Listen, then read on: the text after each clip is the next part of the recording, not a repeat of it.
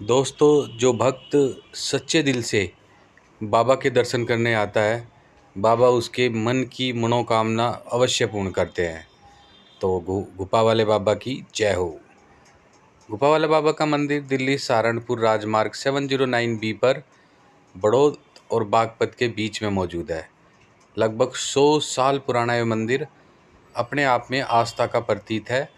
हजारों लाखों श्रद्धालु हर वर्ष बाबा के दर्शन करने के लिए यहाँ आते हैं, मत्था टेकते हैं और जोत जलाते हैं। जो भी भक्त मंदिर में आता है सबसे पहले हाथ मुंह धोता है, बाहर टंकी लगी हुई है, माला लेता है, प्रसाद लेता है। उसके बाद ठीक बाबा के दर्शन करता है। बाबा के दर्शन करने के बाद और साइड में मंदिर प्रांगण में जोत जलाता है और बाबा से अपने मन की बात कहता है, बाबा के दर्शन करता है। दोस्तों, लगभग 100 साल पहले एक बाबा हुआ करते थे जो यहाँ अपनी कुटिया में तप किया करते थे। उन्होंने अपने को एक तरह से सिद्ध कर लिया था। यह जगह तब है ना काफ़ी नीचे हुआ करती थी, मतलब रोड से काफ़ी नीचे हुआ करती थी।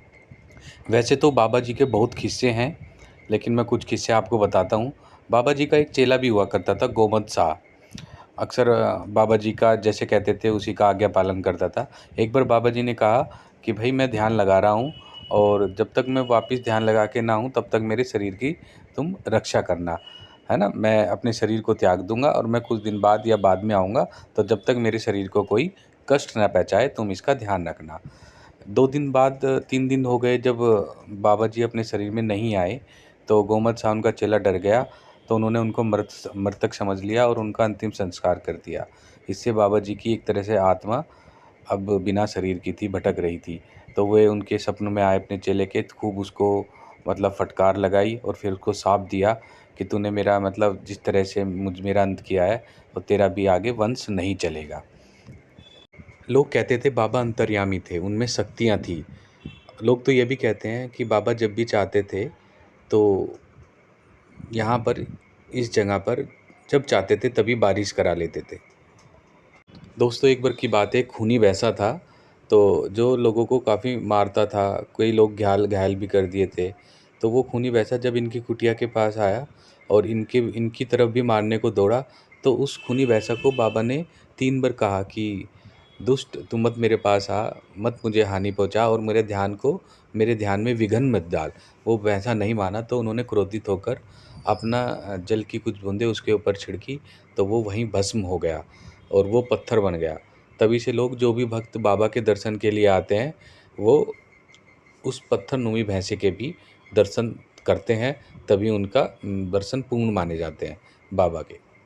दोस्त, कुछ लोग मान्यता ये भी है, कुछ लोग कहते हैं कि बाबा का क्योंकि पूर्ण दाह संस्कार नहीं हुआ था तो उनकी आत्मा भटकती थी, उनकी परेशान भी करते थे। कुछ यहाँ पे एक्सीडेंट ज़्यादा होने लगे थे, तो आसपास के लोगों ने यहाँ मिलकर इस मंदिर का उद्घाटन किया, मंदिर बनवाया बाबा के नाम से।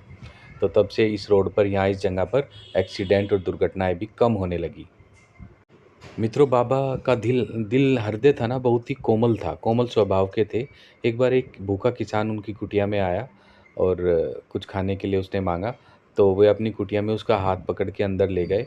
और जैसे ही वो कुटिया के अंदर प्रवेश किया वो आदमी, तो एकदम से उसने महसूस किया कि वो एक शादी समारोह में है।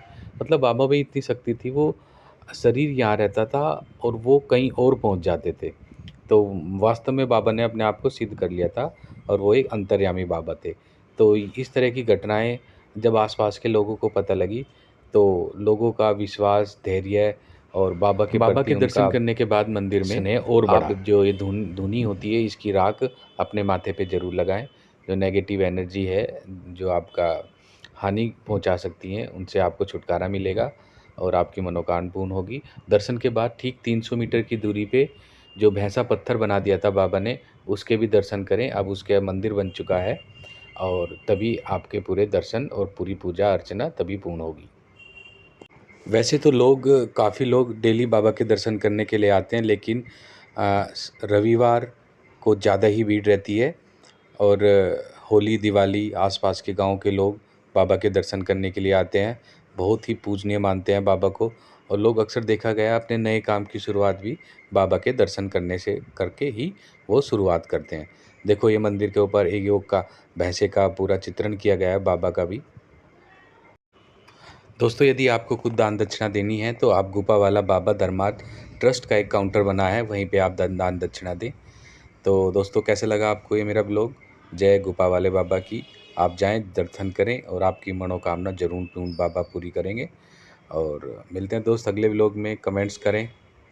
Thank you for watching.